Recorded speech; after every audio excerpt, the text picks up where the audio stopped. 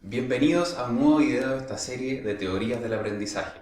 En el video anterior estuvimos revisando el cómo aprenden los adultos y las diferencias entre los conceptos de andragogía y pedagogía. En este video estaremos revisando una nueva perspectiva sobre cómo aprenden los estudiantes. Estaremos revisando la teoría cognitivo-social y veremos la importancia que tiene el ambiente educacional y las interacciones sociales en cómo aprenden los estudiantes. Al final del video también estaremos revisando las implicancias que tiene esto sobre nuestra práctica docente diaria.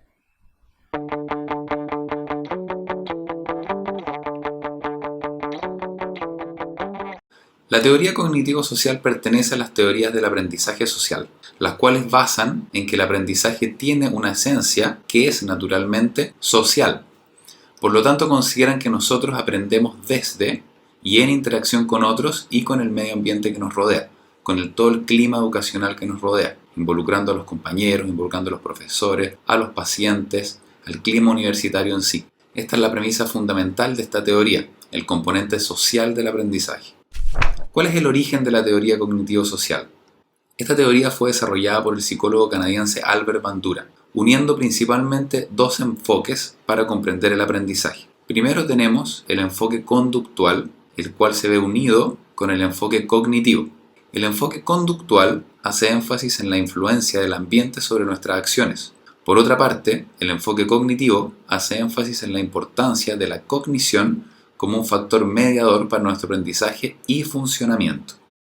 Estos dos enfoques entonces se unen para conformar el principio fundamental de esta teoría, y es que todas nuestras acciones, aprendizajes y el funcionamiento son el resultado de una continua, dinámica y recíproca interacción entre tres factores principales: los factores personales, los factores ambientales o situacionales y los factores conductuales.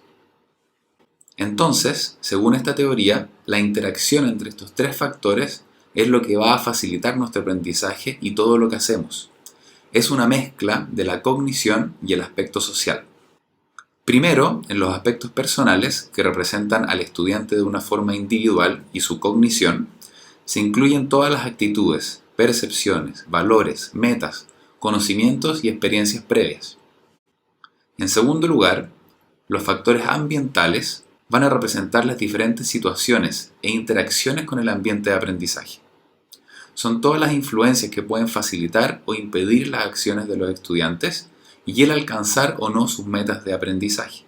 Es importante recalcar que estos factores no funcionan de una forma aislada ni de forma independiente, sino que se ven afectados unos y otros. Diferentes individuos pueden crear, alterar e incluso destruir ambientes de aprendizaje. Y por otra parte, los cambios que los individuos producen en estos ambientes de aprendizaje los influencian a ellos mismos de forma personal. El tercer factor son las diferentes conductas de los estudiantes, en este caso frente a diferentes actividades de aprendizaje y diferentes acciones tanto teóricas como prácticas. Estos tres factores van a tener una influencia en el aprendizaje e interacción variable, dependiendo del contexto y de la situación. En algunas instancias, algunos factores pueden tener una influencia mayor que otros en el aprendizaje. Para ilustrar esto, vamos a ver tres ejemplos. Primero, tenemos que los estudiantes de diferentes profesiones de la salud pueden estar aprendiendo en un ambiente clínico con alta demanda. Aquí el factor ambiental, el ambiente hospitalario en sí, el contacto con los pacientes, con los demás integrantes del equipo de salud, van a ejercer una fuerte influencia. Los otros factores, eso sí, siguen jugando un rol importante, pero en menor medida. En este ambiente demandante y de gran responsabilidad en que se encuentran los estudiantes, ellos van a cumplir con lo que se requiere de ellos y van a cumplir con el trabajo para poder cumplir estas expectativas que esperamos nosotros de ellos también. Los factores ambientales, del clima educacional y de las interacciones con otros pueden afectar de una forma u otra el aprendizaje de los estudiantes, como por ejemplo cuando un estudiante observa a otro compañero o a un profesor. El hecho de observar cómo se comporta o cómo actúa alguien puede influir en sus pensamientos, sentimientos y acciones. Por eso es tan importante un correcto modelamiento por parte de los profesores. El aprendizaje de los estudiantes se ve fuertemente influenciado tanto por experiencias directas y a través de experiencias vicarias, que vamos a ver más adelante. Es decir, mediante la observación de cómo funcionan y actúan otros. Entonces, en este primer ejemplo, vemos cómo el factor ambiental va a influir en el aprendizaje de los estudiantes. En este segundo ejemplo, podemos ver a un estudiante practicando un procedimiento de venopunción. Aquí la estudiante está practicando una habilidad. Aquí es la conducta, representada por la tarea o la actividad de aprendizaje, y por supuesto la retroalimentación que recibirá, lo que representa la influencia en el aprendizaje que predomina. Ahora, en este tercer ejemplo, si nos ponemos en la situación de que este estudiante de odontología, que ya ha cumplido los requerimientos de la sesión práctica y que está experimentando ya una baja influencia del ambiente, los factores personales aquí pueden ejercer una fuerte influencia, en que el estudiante puede escoger profundizar en sus áreas de interés y aprender una nueva técnica o perfeccionar una ya conocida. Obviamente esto no se da igual en todos los estudiantes y es dirigido por sus valores, por sus intereses y sus necesidades de aprendizaje y metas personales. Con estos tres ejemplos podemos ver que estos factores pueden interactuar de forma diferente y dependiendo del contexto, de la situación y dependiendo también de cada individuo. Lo importante es recalcar que estos tres componentes son cruciales, van a interactuar unos con otros para facilitar el aprendizaje. Un concepto muy importante que se desprende entonces de esta teoría es este aprendizaje que es de tipo vicario. Si todo el aprendizaje fuese de forma experiencial y directo, el aprendizaje en sí siempre se haría de una forma muy lenta, tediosa e incluso poco eficiente. Sin embargo, gran parte del aprendizaje directo se puede adquirir también mediante la observación a otros, observando sus acciones y las consecuencias a partir de estas acciones. En nuestra área, esto representa el modelaje que hacen los profesores. Los alumnos están siempre observando lo que hacemos y potencialmente aprendiendo de estas acciones. Lo que hacen otros compañeros y otros miembros del equipo de salud también representan una oportunidad de aprendizaje vicario. La habilidad de aprender de forma vicaria sin duda acorta y acelera el proceso de aprendizaje, sobre todo cuando se requiere que alguien aprenda una nueva habilidad o una nueva técnica. La efectiva demostración es un potente recurso para facilitar el aprendizaje. Ahora, este aprendizaje vicario se puede dar para actitudes o habilidades positivas, pero también se puede dar para otras que no son tan positivas y que pueden incluso ser negativas.